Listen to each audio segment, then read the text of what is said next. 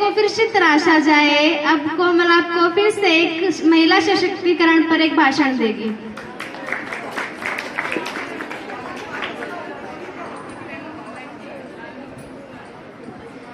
क्या हूँ मैं, कौन हूँ मैं, बस यही सवाल करती हूँ मैं। तुम नारी हो, लाचार हो, बेचारी हो, बस यही जवाब सुनती हूँ मैं। जब बड़ी हुई रस्मों को जाना पहचाना, जब अपने सवाल का जवाब मैंने खुद में ही पाया। लाचार नहीं, बेचारी नहीं, मैं धनकती चिंगारी हूँ, छेड़ो मत जल जाओगे। मैं दुर्गा और काली हूँ, माता पिता का अभिमान हूँ, इस देश की शान हूँ। मैं नारी हूँ, इस देश का अभिमान हूँ। आदरणीय प्रधानाचार्य जी, सम्माननीय शिक्षकगण एवं मेरे प्रिय सहपाठियों, आप सभी को मेरा नमस्कार। मैं कोमल आज आपको महिला सशक्तिकरण पर एक कविता सुनाना चाहती हूँ। आशा करती हूँ कि आप इसे ध्यानपूर्वक सुनेंगे। सर्वप्रथम आप सभी सोच रहे होंगे कि महिला सशक्तिकरण का अर्थ क्या है, तो आज मैं आपको बताती हूँ। महिला सशक्तिकरण का अर्थ है महिलाओं को बिना किसी भेदभाव के जीवन के प्रत्येक क्षेत्र में स्वतंत्र पूर्वक कार्य करने देने का अधिकार ही महिला सशक्तिकरण कहलाता है। अब आप सोच रहे होंगे कि इसकी आवश्यकता क्यों पड़ी, तो आज मैं आपको बताती हूँ। हमारे समाज में कुछ ऐसे लोग शामिल हैं जो यह सोचते हैं कि एक बेटी बेटे के सम्मान नहीं होती। तो मेरा प्रश्न है उन लोगों से, अगर वह ऐसा सोचते हैं तो अपनी पत्नी के इलाज के लिए एक महिला डॉक्टर ही क्यों ढूंढते हैं। कहने को तो नारी शक्ति की जुबान की गोहर हर कोई शिकायत करता है, अरे फिर क्यों नहीं कोई एक गूंगी लड़की से शादी करने के लिए तैयार होता है। फेसबुक के बारे में तो आप सभी जानते होंगे। फेसबुक के सीईओ मार्क जुकरबर्ग ने अपनी बेटे के होने पर अपनी संपत्ति का 99%, जी हाँ 99% दान कर दिया। और दूसरी तरफ हमारे समाज में एक पिता अपनी बेटी के दहेज को इकट्ठा करने की चिंता में घड़ी तक पहनना छोड़ देता है, और हम कहते हैं हमारा समाज बहुत तरक्की कर रहा है। वाह रे वाह, अजीब रिवाज है हमारे समाज की। नियत तो पुरुषों की खराब होती है और घूंघट इस नारी शक्ति से निकलवाया जाता है। नारी तो प्रत्येक क्षेत्र में पुरुषों के साथ कंधे से कंधा मिलाकर आगे बढ़ रही है।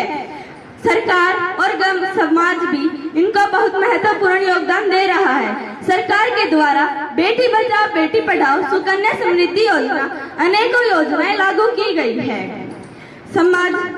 सरकार ने संविधान में लोकतंत्र तथा लोकसभा और राज्यसभा में भी महिलाओं के लिए सीटें आरक्षित की गई है। अरे सुना है जब घर पे जिम्मेदारियों का बोझ बढ़ा, ऑटो ट्रेन रिक्शा तक चलाने लगी है नारियां। अरे जब समाज घर पर परिवार पर जिम्मेदारियों का बोझ बढ़ा, ऑटो ट्रेन रिक्शा तक चलाने लगी है नारियां। अंतरिक्ष को आसमान को भेदकर अंतरिक्ष तक जा पहुंची है नारियां। अरे और कितने उदाहरण ढूंढकर लाऊं, और कितने उदाहरण ढूंढकर आऊं। आजकल तो वीर जवानों की शहादत को कंधा देकर शमशान घाट तक जाने लगी है नारियां, शमशान घाट तक जाने लगी है नारियां। कल्पना चावला, किरण बेदी जैसी महिलाएं नहीं होती तो हमारे समाज का नाम रोशन कौन करता। कलयुग हो या सतयुग हो, इल्जाम मुझी पर आता है। कलयुग हो या सतयुग हो, इल्जाम मुझी पर आता है। फिर क्यों अंधेरी सड़कों पर चलने से मन घबराता है, फिर क्यों अंधेरी सड़कों पर चलने से मन घबराता है। डरती हूँ मैं मरती हूँ जब सफर अकेले करती हूँ, डरती हूँ मैं मरती हूँ सफर अकेले करती हूँ। ना जाने कैसे आहट थी, ना जाने कैसा साया था, फिर उन अंधेरी सड़कों पर दो बाहों ने मुझे खींच लिया। एक ने मुंह पर हाथ रखा तो दूसरे ने आंचल खींच लिया।